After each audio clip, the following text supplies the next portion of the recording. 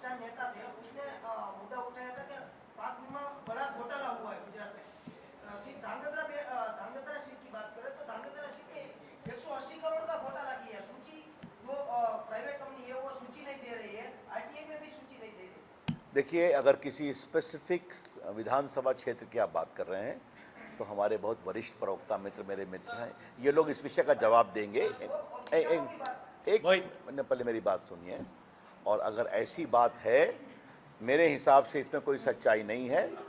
जितना काम हुआ है जनता के सामने है। और गुजरात में तो मामले में छोड़िए, गुजरात हाई कोर्ट में पीआईएल और सुप्रीम कोर्ट में पीआईएल करने वाले बैठे हुए हैं। 20 साल से हुआ क्या है? गुजरात में कुछ भी हो तो एक राउंड तो सुप्रीम कोर्ट जाता ही रहा है। तो हिम्मत है तो जाए, केस करें। चलिए,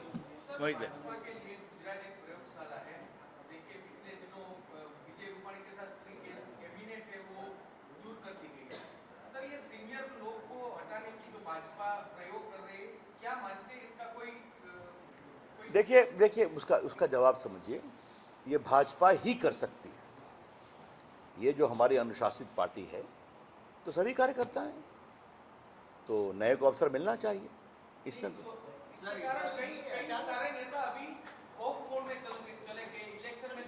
आप पहले अपना सवाल पूरा करता मैं बोलूं, तब फिर और कुछ सवाल है आपका इस पर? हाँ, इसमें आपको कोई और सवाल? इसके साथ आप बोल सकते हो। मैं आपको पूछूं कि इस बार बहुत सारी सीटों पे भाजपा एक ऐसी पार्टी है जो शिस्त से चलती है। आज तक ऐसा नहीं हुआ कि किसी ने बोला कि मुझे टिकट चाहिए, नहीं मिली तो वो काम करने लगा। लेकिन इस बार पहली दफा गुजरात में बहुत सारी सीटों पे ये अपना जो अंदर का लावा है वो बाहर निकला है। चलिए, बहुत सारे लोगों को सस्पेंड करना पड़ा। मैं समझ गया, ठीक है। देखिए, मैं फिर कहूँगा कि ये भाजपा में ही हो सकता है कि हम पूरी टीम को चेंज करते हैं। होती है टीम, ये अधिकार है और भाजपा अनुशासित तरीके से करती है। मैं एग्जाम्पल देखिए, बगल में राजस्थान में क्या हो रहा है। कोई किसी को गद्दार कह रहा है, हमारे यहाँ नहीं होता है। और ये हमारा अनुशासन, समर्पण हमारी बहुत बड़ी पूंजी है। मैं आपकी इस बात से डिफर करता हूँ कि हमारे सीनियर नाराज़ हैं। वो जिस प्रामाणिकता से लगे हैं, हमें पूरा विश्वास है और भाजपा ने अपने वरिष्ठ लोगों को पूरा सम्मान दिया है। नए लोगों को भी अवसर मिलना चाहिए। अब जहाँ तक जो आप बता रहे हैं कि लोग अभी भी बैठे हुए हैं, आपकी बात से मैं डिफर करता हूँ। सब लोग लगते हैं। देखिए, मैं बिल्कुल इसको अस्वाभाविक नहीं मानता हूँ कि हर के मन में इच्छा होती है मैं भी लड़ूँ, लेकिन टिकट तो एक को ही मिलेगा ना, एक कंस्टिट्यूंसी से। तो मान जाते हैं सब लोग, और वरिष्ठ लोग तो पूरे ईमानदारी से लगे हुए हैं। और बाकी आप जरा सा वोट का दिन आने दीजिए और 8 तारीख को रिजल्ट देखिए, तो लगेगा कि आपके सवाल जो थे, आपकी आशंकाएं गलत थी। बहुत सारे आंदोलन हुए। धन्यवाद। 2 साल में शिक्षक। अब जरा कोई दूसरे भी सवाल तो पूछ लें। 1 मिनट और कोई सवाल इधर? થેન્ક યુ, ખૂબ ખૂબ આભાર। એવા એક મૂર્ધન્ય વરિષ્ઠ રાજપુરુષ આદરણીય રવિશંકરજી આજે રાજકોટ આપને સૌને એમ કે कैंडिडेट्स जो बीजेपी के खिलाफ कई सीटों पर लड़ रहे हैं और सादुद्दीन ओवैसी रिपीटेडली कह रहे हैं कि यूनिफॉर्म सिविल कोड क्यों लागू होना चाहिए। तो आपके 3 सवाल हो गए। हाँ, देखिए, यहाँ तक किसानों का बात है, किसानों की बात है, यहाँ पर किसानों की आमदनी कितनी बढ़ी है मैं आपको क्या बताऊँ। आप बहुत अनुभवी पत्रकार हैं। द डेटा इटसेल्फ शोज कि यहाँ के किसानों की, मैं आप कहेंगी तो मैं आपको एग्जैक्ट बता दूंगा कि गुजरात में किसानों का टोटल रेवेन्यू कितना हुआ है। It is more than 80,000 crore now, जबकि पहले बहुत कम था। ये मैं अप्रॉक्सीमेट बता रहा हूँ। और जहाँ तक किसानों के लिए बिजली का सवाल है, तो गुजरात तो पहला प्रदेश था जिसने पूरे किसानों को अपने फीडर अलग करके बिजली दिया, जिसको बाकी प्रदेश भी फॉलो करते हैं। तो और जिस तरह से गुजरात ने, क्या दूध का क्षेत्र हो, क्या कपास का विषय हो, क्या पोटैटो की खेती हो, क्या न्यू टेक्नोलॉजी का एडॉप्शन हो, इन सबों में कमाल का काम किया है। अब जो हमारे यहाँ रेबल की आपने बात की, वो सभी मानेंगे। हम लोगों ने मनाया है, बात कर रहे हैं और इसका रास्ता निकल कर को काफ़ी लोग लग चुके हैं, मैं कहना चाहता हूँ। अब जहाँ तक यूनिफॉर्म सिविल कोड की बात है, ये हमारे लिए कोई नई बात नहीं है। मैं आपसे कहना चाहूँगा, जब से जनसंघ पैदा हुआ, तब से हम 3 बात कहते थे, धारा 370 समाप्त करेंगे, यूनिफॉर्म सिविल कोड लाएंगे, और बाद में राम जन्मभूमि का आंदोलन शुरू हुआ तो एक भव्य राम मंदिर बनाएंगे। लेकिन ये करेंगे वैधानिक और संवैधानिक तरीके से। जैसा मेरे मित्र ने बताया कि मैं इलाहाबाद हाईकोर्ट में प्रभु राम और हिंदुओं का वकील था अयोध्या के मामले में, तो आज सुप्रीम कोर्ट ने वो फैसला सुनाया ना, यूनानिमस सुनाया, आर्टिकल 370 खत्म हुआ ना, तो लीगल पार्लियामेंट्री मीन्स। और आज कितना विकास हो रहा है कश्मीर में आप देखिए। उसी प्रकार से यूनिफॉर्म सिविल कोड हमने चर्चा किया है। कॉन्स्टिट्यूशन में इस बात का प्रोविजन है कि स्टेट्स अपने प्रयास भी कर सकते हैं। उत्तराखंड ने किया है, यूपी करने जा रहा है, गोवा में पहले से है, गोवा कुछ और प्रयास कर रहा है, यहाँ भी करेंगे। लेकिन यूनिफॉर्म सिविल कोड हमारा कमिटमेंट है और हम करेंगे। आदरणीय रविशंकर प्रसादजी, અટલજીની સરકારમાં પણ મંત્રી બને એને માટે સૌથી પહેલી પિટિશન કરનાર પણ રવિશંકરજી વાયુ પ્રસારણ મંત્રી હતા, રાષ્ટ્રીય પ્રવક્તા પણ હતા, અને અમે બધાએ 20-22 વર્ષ પહેલાં એમની પાસે સૌથી મોટી વાત કે બિહારમાં જ્યારે લાલુ પ્રસાદ યાદવનું રાજ્ય હતું, પરિચય આપી તો ચાલુ કરીએ, બરાબર ને મિત્રો? કે સેન્ટ્રલમાંથી બરાબર છે કે આમ લેવાના છે?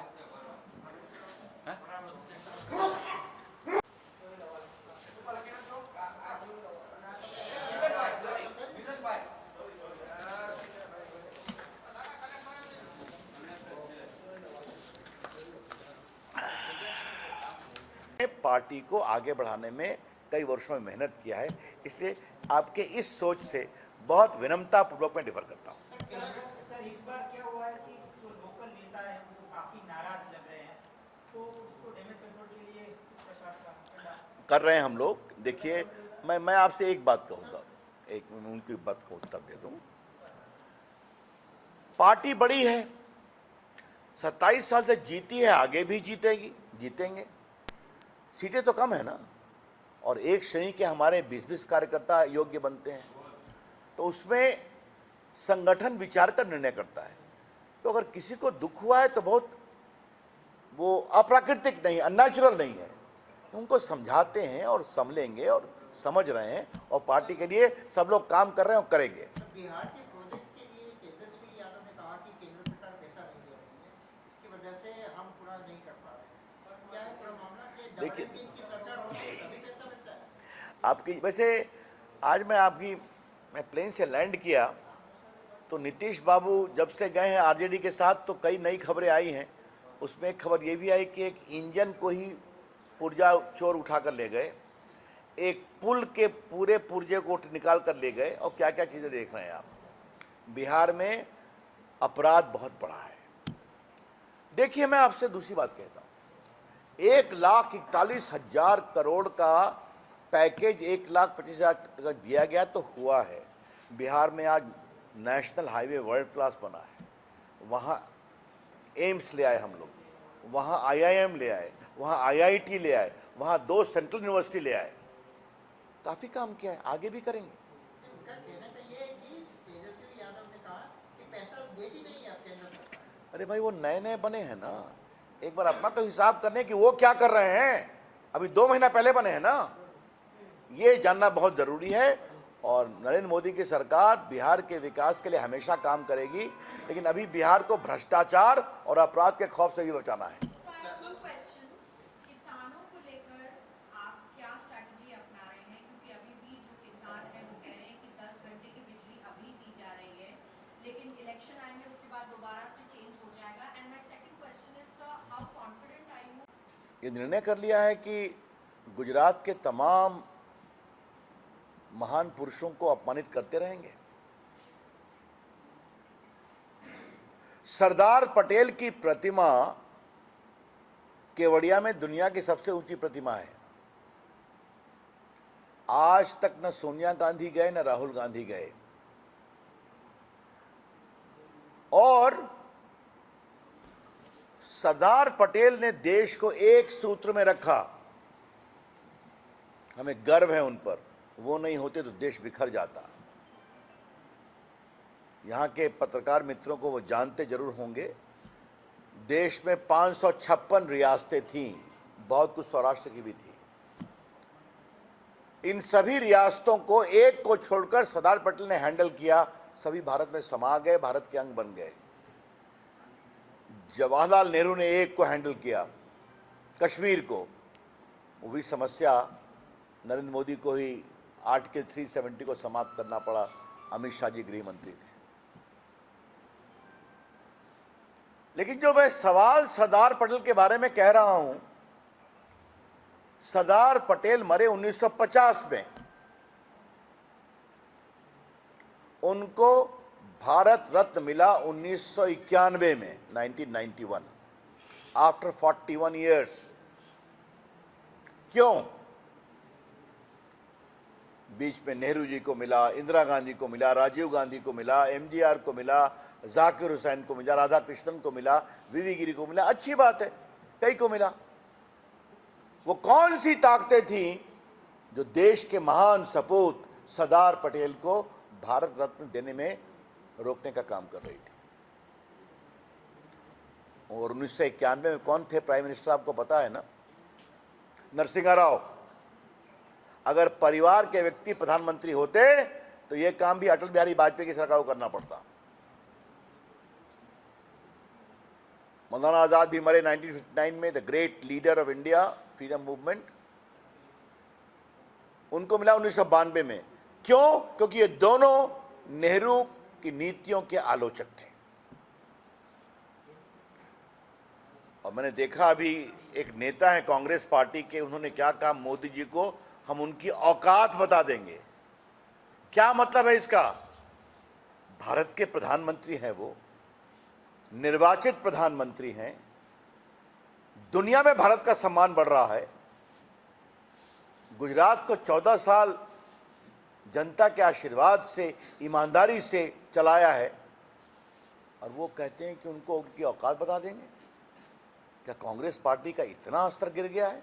मैं इसकी भर्त्सना करता हूं, बहुत शर्मिंदगी की बात है। तो इसमें कोई नई बात नहीं है।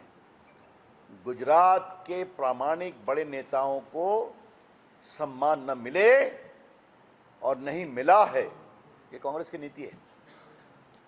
इसीलिए आज मैंने कहा कि ये विषय में जब राजकोट आया हूं तो ये विषय मैं जरूर उठाऊंगा। मित्रों, आज आप लोगों से मिलकर मुझे बहुत ही प्रसन्नता हुई है। आपका बहुत अभिनंदन। अब मैं आपके सवाल के लिए तैयार हूं। धन्यवाद। एक एक एक एक एक एक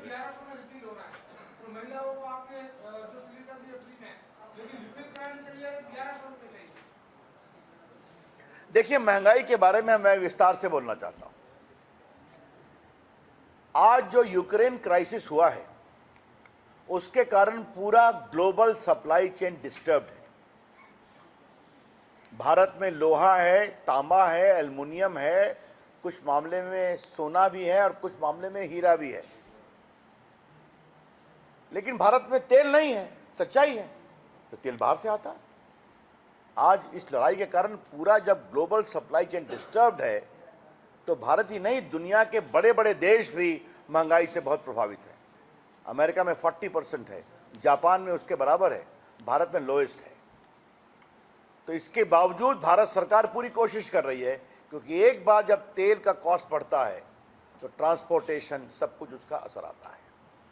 इसलिए अपने तरीके से हम लोगों ने पूरा संभालने की कोशिश की है और संभलेगा। हमें पूरा विश्वास है कि देश की जनता समझती है कि जो महंगाई है ये एक टेम्पररी कारण से है, जो इस लड़ाई के कारण जल्दी नियंत्रण में आएगी। हमें पूरा विश्वास है, हम करके दिखाएंगे। लेकिन आप ये देखिए कि इसके बावजूद भारत का आर्थिक विकास आज इंग्लैंड से भी आगे चला गया है। जिस इंग्लैंड ने भारत पे 300 साल तक राज किया, आज हमारी इकॉनमी उससे अधिक है।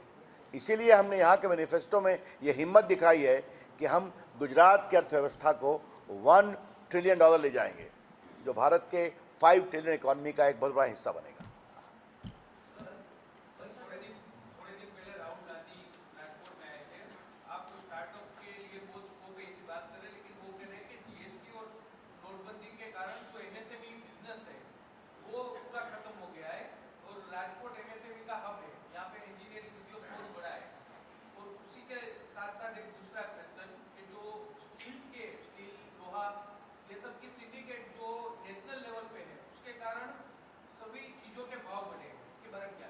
देखिए, मेरा जवाब बहुत बढ़िया है। राहुल गांधी देश के आर्थिक मामलों को कितना समझते हैं छोड़ दीजिए। वैसे उनको इतना मालूम होना चाहिए कि जीएसटी की शुरुआत सबसे पहले मनमोहन सिंह ने की थी, जो उनके प्रधानमंत्री थे। नहीं कर सके, अलग बात है। ये जीएसटी में बता दूं कि आज 1,41,000 करोड़ का हाईएस्ट रिकवरी हुआ है। और अभी परसों ही निर्मला जी की बैठक में कहा गया कि कई राज्यों को 7,000 करोड़ रुपया दिया जा रहा है। आज जीएसटी के माध्यम से फास्टर रिकवरी है, सब कुछ सामने है और घूसखोरी बंद हुई है। नई व्यवस्था थी, अब सेटल कर गई है। जहाँ तक एमएसएमई की बात है, आपको याद होगा कि पूरे कोविड के कारण जो देश में लॉकडाउन हुआ था, उसमें छोटे उद्योग के लिए बड़े बड़े सहयोग का कार्यक्रम भारत सरकार ने किया था कि या नहीं किया था। सिर्फ गरीबों को खाना नहीं खिलाया 80 करोड़ को। मैं आईटी मंत्री था, मैंने बहुत से स्टार्टअप के लिए काम किया। और आपके माध्यम से राहुल गांधी को बताना चाहता हूं कि आज भारत में 2015 से स्टार्टअप मूवमेंट शुरू हुआ है और आज भारत दुनिया में 3rd बिगेस्ट स्टार्टअप हब है। इसमें गुजरात के बहुत सारे बच्चे हैं। तो एक बार राहुल गांधी उन लोग से ही मिलेंगे तो अच्छा लगेगा। और जहां तक महंगाई पर एक सवाल और बोल दूं, ये छत्तीसगढ़ में और राजस्थान में पेट्रोल पर कितना एक्साइज ड्यूटी है? एक बार राहुल गांधी अपने मुख्यमंत्री को कहें कि थोड़ा कम कर दें, अच्छा होगा। हाँ। बीजेपी हमेशा परिवारवाद का विरोध करती आई है और कई जगह संभव है, लेकिन यहाँ पे गोंडल के जो पूर्व एमएलए है बीजेपी के, उनका एक वीडियो वायरल हुआ है जिसमें वो बोल रहे हैं कि मेरे परिवार के सिवा किसी को टिकट नहीं मिल सकती। यहाँ से ऐसा वीडियो 2 दिन से वायरल हुआ। अब उस पर हमारे प्रवक्ता मित्र जवाब देंगे वो क्या वीडियो है। प्रसाद जी, पूर्व मुख्यमंत्री विजय भाई को हटाने के बाद सौराष्ट्र को कुछ नहीं मिला है नया, क्या कहेंगे? अब नए मुख्यमंत्री हैं, 1.5 साल में कुछ नहीं सौराष्ट्र को मिल रहा है। सौराष्ट्र में एक बड़ा ग्रीनफील्ड एयरपोर्ट आ रहा है। सौराष्ट्र में आपने देखा है कि गुजरात का पहला एम्स आया है। इस मैनिफेस्टो में आपने देखा है कि यहाँ मेट्रो आएगा, प्रस्तावित है और ज़रूर किया जाएगा। यहाँ और बड़ौदा में विजय भाई रूपाणी हमारे वरिष्ठ नेता हैं, मेरे मित्र भी हैं, संसद मेरे साथ रहे हैं। उनका हम सभी बहुत सम्मान करते हैं। पार्टी उनका पूरा उपयोग करेगी।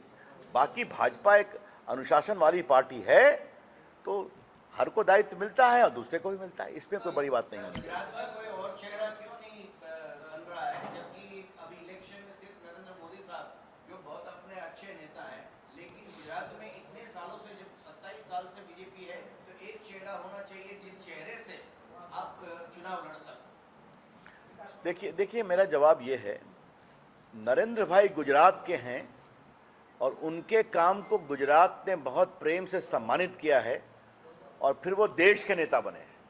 तो नरेंद्र भाई हमेशा गुजरात के रहेंगे।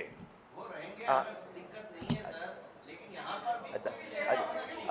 अब जरा मुझे उत्तर देने दीजिए 1 मिनट। अमित शाह जी आपके गृह मंत्री आप ही के प्रदेश से हैं, जो प्रभावी रूप से काम किया उन्होंने आतंकवाद के खिलाफ, धारा 370 के खिलाफ। मैं जानता हूं एक बहुत बड़ी रेखा बनी है। यहाँ के मुख्यमंत्रियों ने अच्छा काम किया है और हमें अपने गुजरात के दर्जनों नेताओं पर बहुत गर्व है जिन्होंने। मित्रों नमस्ते। पहले आप सबों से मैं क्षमा चाहता हूं, रविवार को मैंने शाम को आपको डिस्टर्ब किया है, आई एम सॉरी। मुझे ये बाद में बताया गया कि रविवार का दिन आप लोग के लिए हॉलिडे है। लेकिन फिर यही बताया गया कि चुनाव में एक्सेप्शन है। लेकिन फिर भी आपका मैं अभिनंदन करता हूं and I am sorry for the inconvenience. मित्रों अपनी ओर से 3-4 बातें कहूंगा, फिर आपके जो सवाल होंगे उसका उत्तर दूंगा। बीजेपी 27 साल से पावर में है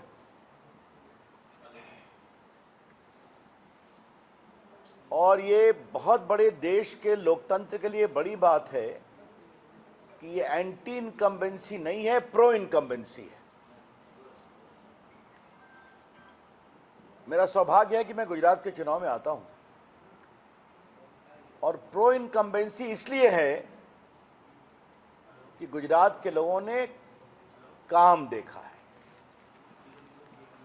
और विशेष रूप से नरेंद्र मोदी जी ने यहाँ जो 14 साल मुख्यमंत्री के रूप में काम किया और 8.5 साल से जो वो काम कर रहे हैं देश के प्रधानमंत्री के रूप में, तो आज जो भारत की क्षमता, भारत की प्रतिभा और भारत की इज्जत दुनिया में बनी है विकास के साथ, तो जो काम उन्होंने गुजरात में किया वो विस्तार से देश में हो रहा है।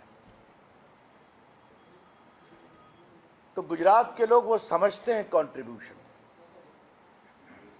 मैं अपने छात्र जीवन से ही आता हूं गुजरात। जब मैं विद्यार्थी परिषद कार्यकर्ता था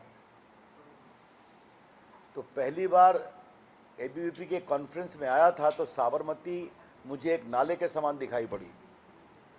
तो बचपन से सुना था साबरमती के संत तूने कर दिया कमाल, ये कौन सी नाली है भाई, बहुत शर्म आई।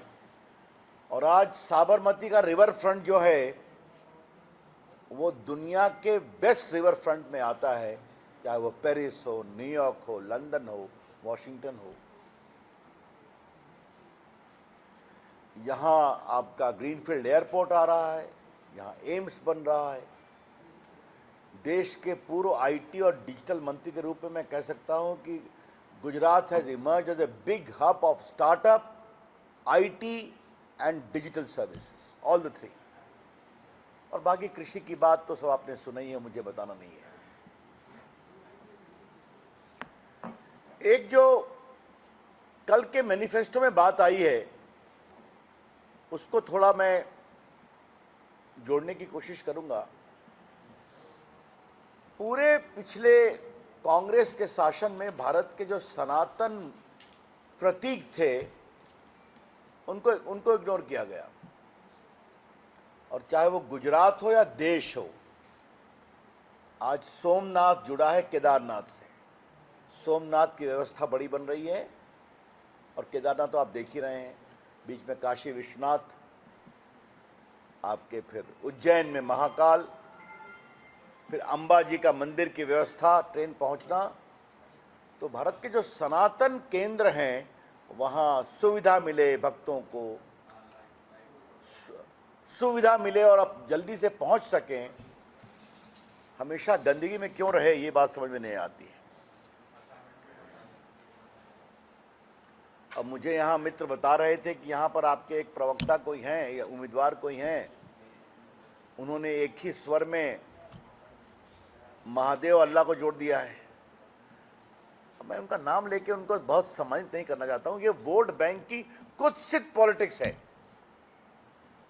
Dirty politics of appeasement for vote.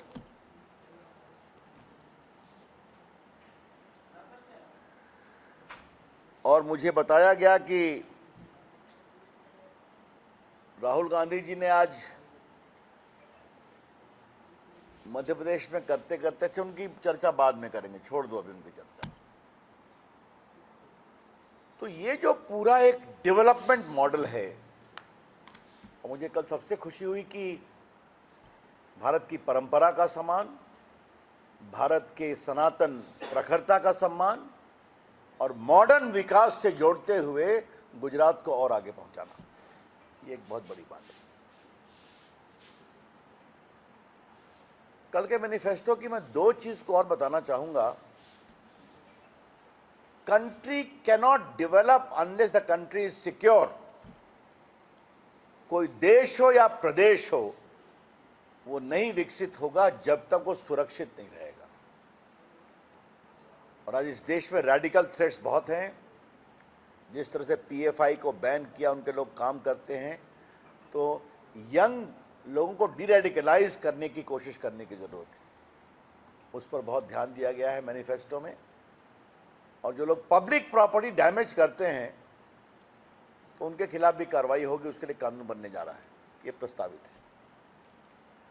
Supreme court ने भी कहा है कि जब पब्लिक प्रॉपर्टी लोग डैमेज करते हैं तो उनके खिलाफ कार्रवाई होनी चाहिए।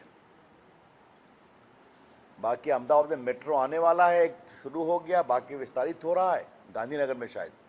अच्छा है, राजकोट भी आना चाहिए। राजकोट गुजरात का बहुत पुराना सम्मानजनक क्षेत्र है, शहर है और सौराष्ट्र का केंद्र भी तो है। हाँ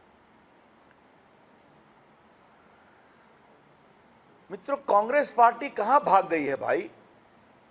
मैं जहां जाता हूं मैं खोजता हूं कि कांग्रेस पार्टी क्यों नहीं दिखाई पड़ती है। गांव में लोग कहते हैं सक्रिय है। राहुल गांधी कहां है? बस सुना एक दिन के लिए आए थे, तो अपनी यात्रा थोड़ा सा मध्य प्रदेश की जगह गुजरात में भी घुमा देते तो क्या फर्क पड़ता भाई। वो भारत को जोड़ने की यात्रा कर रहे हैं, अच्छी बात है। अच्छा होता पहले अपनी पार्टी को तो जोड़ लेते। कांग्रेस पार्टी के प्रभारी यहां कौन है? अशोक गहलोत जी है ना, राजस्थान के मुख्यमंत्री हैं। और उन्होंने क्या कहा? अपने farmer deputy CM Sachin Pilot को गद्दार कहा। तो अच्छा होता कि एक बार अपनी पार्टी को ही जोड़ लेते आप। राहुल गांधी इसलिए नहीं आ रहे हैं कि यहां पर कांग्रेस की हार निश्चित है। तो हार निश्चित है तो क्यों अपने ऊपर एक धब्बा लगाया जाए। और हिमाचल में तो उनका जाना ही नहीं हुआ। अरविंद केजरीवाल जी को मैं पॉलिटिक्स का फ्री स्टाइल लीडर कहता हूं। जहां इलेक्शन हो पहुंच जाओ। गोवा का इलेक्शन था, वहां पहुंच गए, हार गए तो वापस आ गए। उत्तराखंड का इलेक्शन था, वहां पहुंच गए, बड़ी बड़ी बातें कह दी, वापस आ गए हारने के बाद। हिमाचल में घुसे, वहां भी हार पक्की है तो वहां से वापस हो गए। और गुजरात में उनको शायद एक सीट भी नहीं मिलेगी, इसका पूरा अनुमान है। और उनका दो ही मॉडल है, एक दिल्ली मॉडल, जिसमें एक तो कितना भ्रष्टाचार होता है आपने देखा है। उनके एक मंत्री सतेंद्र जैन जेल में है 6 महीने से मनी लॉन्ड्रिंग के आरोप में। यह आजाद भारत में पहली बार हुआ है कि एक कैबिनेट मिनिस्टर जेल में है और उसका इस्तीफा नहीं लिया गया है। और बाकी उनकी टीवी पर रोज तस्वीर आती है, कभी तेल दबाते, पैर दबाते, क्या क्या करते, उसकी चर्चा मैं नहीं करूंगा। लेकिन ये अरविंद केजरीवाल क्या उन्होंने कहा था कि सतेंद्र जैन भगत सिंह की तरह बलिदानी है। ये देखिए, क्योंकि वो राजदार हैं भ्रष्टाचार के उनके साथ। और दूसरा मॉडल पंजाब का है, जहां से इनकी सरकार बनते ही आप देख रहे हैं कि अलगाववाद और खालिस्तानी ताकतें सर उठा रही हैं वहां पर। आपको रोज टीवी में देखना होता है। तो गुजरात ऐसे शांत प्रिय, विकासशील और विकसित प्रदेश को न कांग्रेस चाहिए ना आम आदमी पार्टी चाहिए। और चाहिए तो सिर्फ भाजपा पुनः विकास के यशस्वी मार्ग पर। मित्रों, मुझे 2 बातें कहनी है। सौराष्ट्र में हूं तो क्या कांग्रेस के लोगों ने